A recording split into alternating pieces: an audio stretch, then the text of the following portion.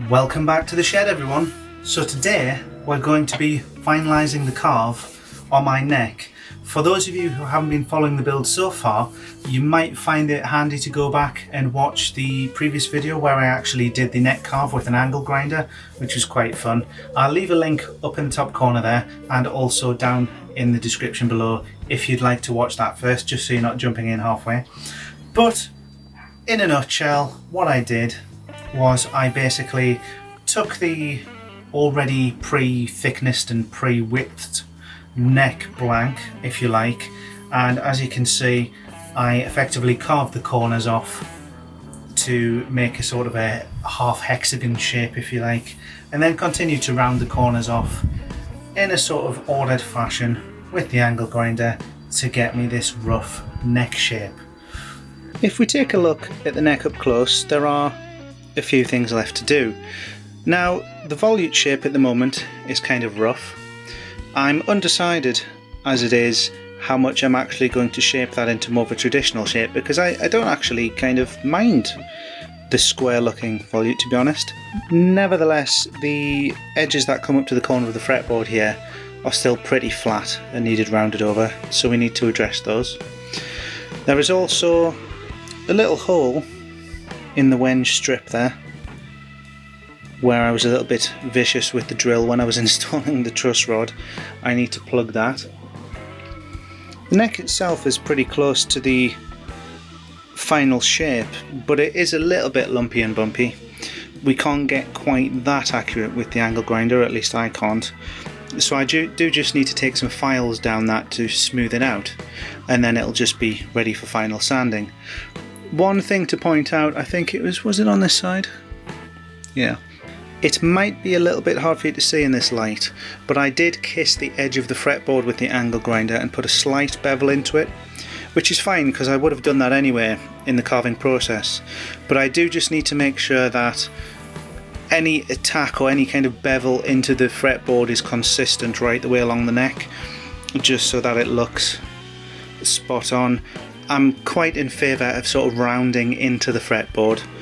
I think that leaves a better feel on the neck. I won't be able to complete it until I actually put the frets in and then bevel the edges of the fretboard, but there's no harm in actually just putting a little bit of a round on the back of it now. So looking at the heel end there, you can see there's sort of like an indent where when I chopped the end off the fretboard it actually took some of the palm wood with it. It wasn't particularly neat to start with. You can just about actually see the truss rod about to poke out the end there, which is okay, that's not a problem. But what I will do is just try and round over these corners a little bit so they're a little bit neater. We might also try and just attack the side of this ever so slightly to try and get rid of some of this white stuff, because otherwise it's going to be quite tricky to get rid of. And then there's the back of the heel itself. The back of the heel itself I'm a little bit undecided on. I think I'll definitely neaten the shape up, but it does have a little, I say a little, it does have quite a large splinter of tear out on the back of it there. I was even actually considering maybe a little ebony cap on the heel, kind of like you might get on a top end acoustic guitar. I think that could look quite cool. But yeah, ultimately lots of bits to reshape there, and we're going to do that now with some second cut files. Unfortunately I still don't have a vise to work with, so I'm just going to focus on turning it in the hand really.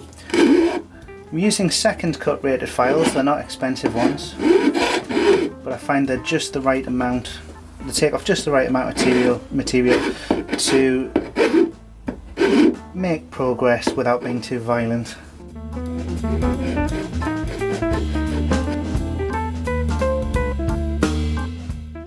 So already there, that's cutting that away into a nice curve.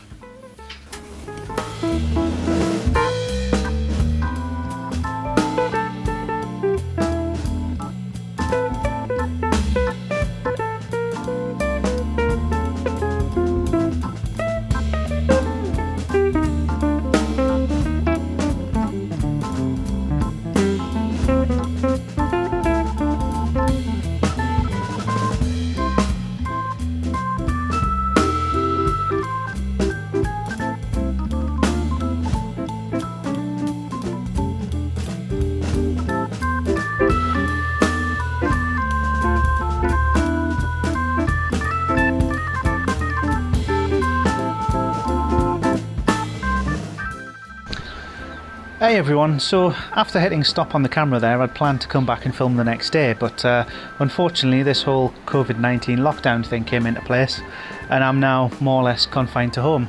My workshop and the shed and everything are not on my own property, therefore I can't really make excuses to go to them.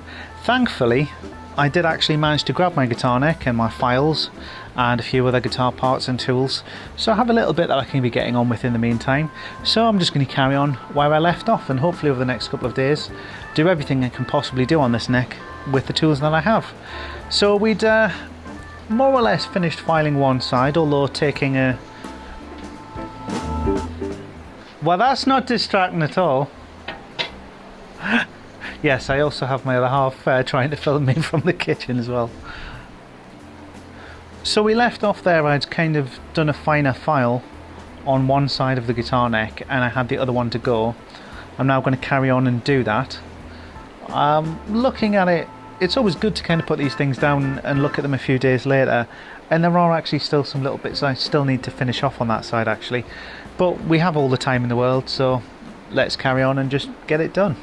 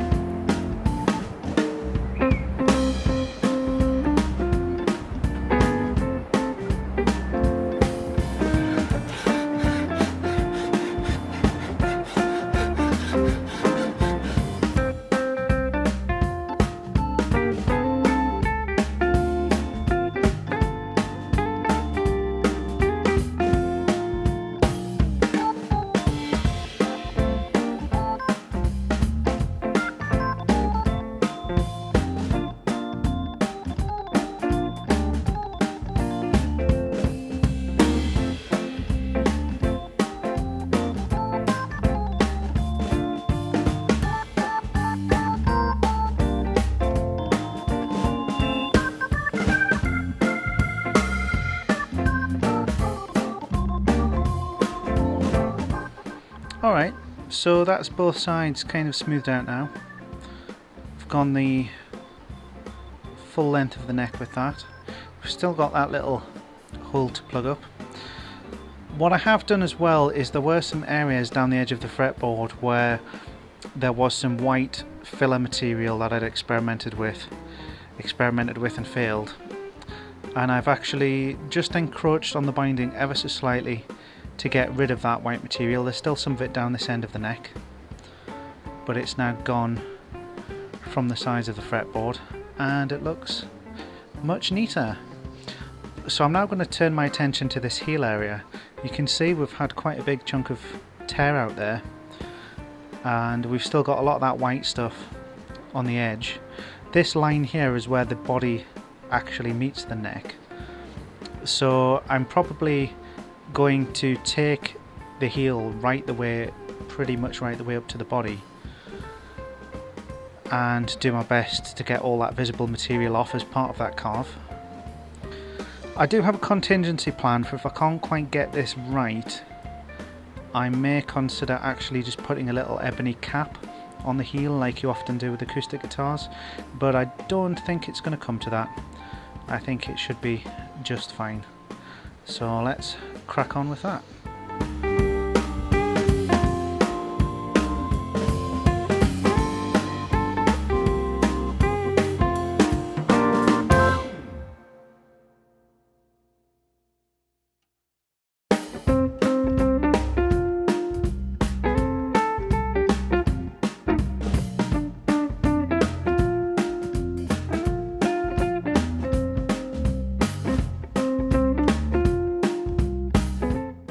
So before we go any further with that carving, I want to address this little hole in the wenge strip going up the centre of the neck.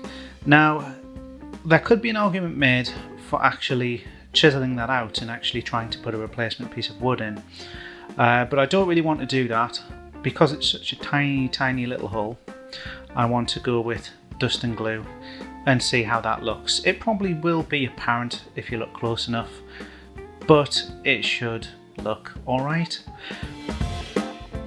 I do, however, want to have a little bit of an experiment with different kinds of filler to see which one's going to look least obvious.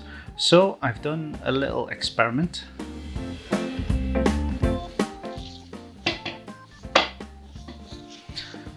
The lighting's not fantastic in here, but what I've actually done is took some wenge dust, which admittedly wasn't actually taken from the same piece of wood as the strip in the neck. It was actually taken from sanding the body, but nevertheless, at least it's the same species.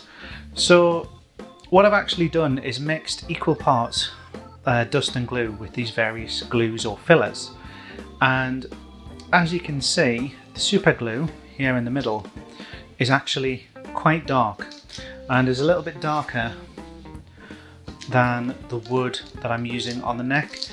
Apologies, you probably can't see that too well because of the lighting in here, but let me just see if I can zoom in. So there you go, hopefully you can see there that that is just a bit darker. It wouldn't look too bad, but it would be quite obvious. Super glue is well known to dry darker when you mix it into dust and glue. It's great for ebony fretboards, not good for light woods, and obviously here in the case of a sort of medium dark wood, it's still a little bit darker.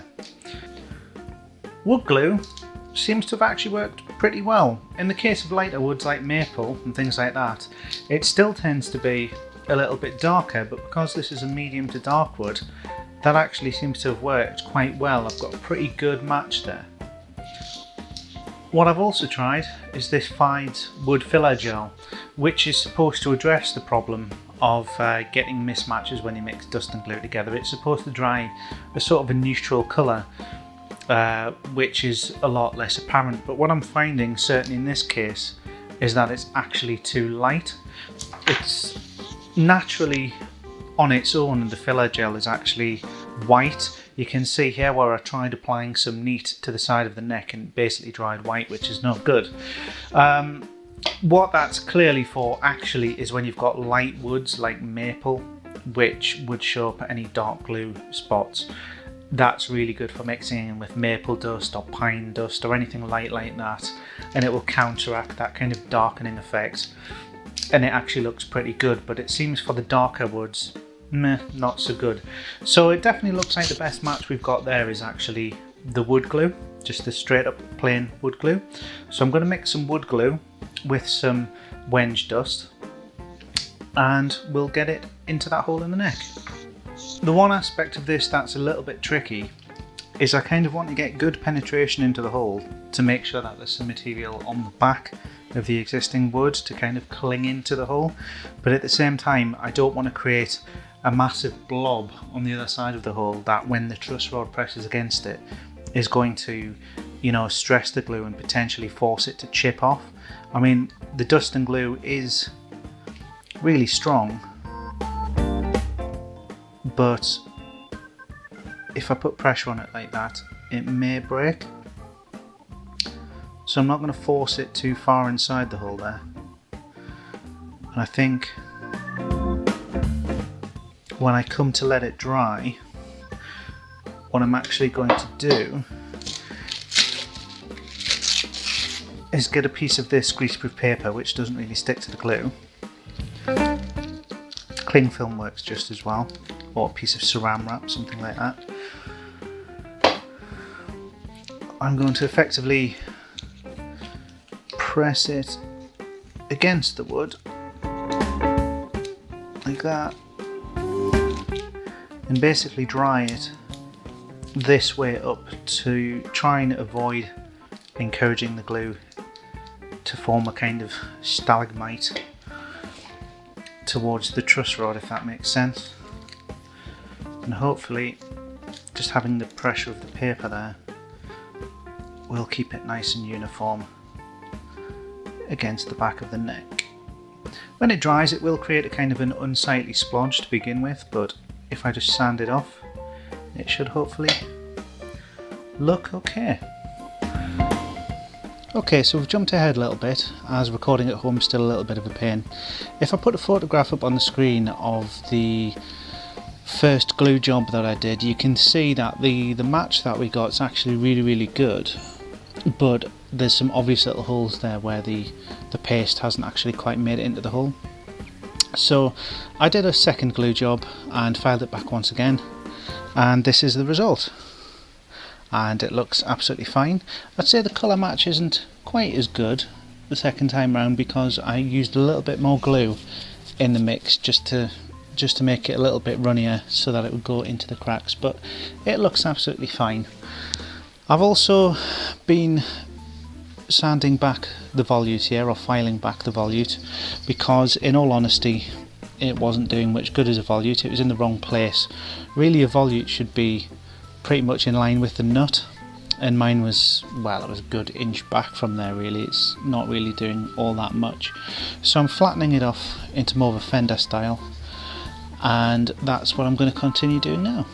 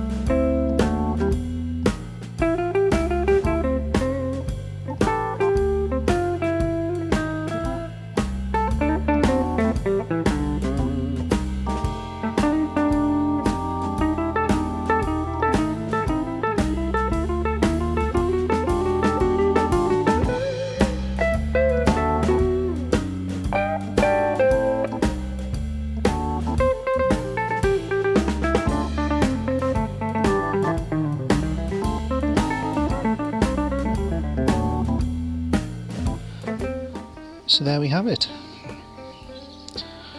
I would say that's as far as I want to go with the filing.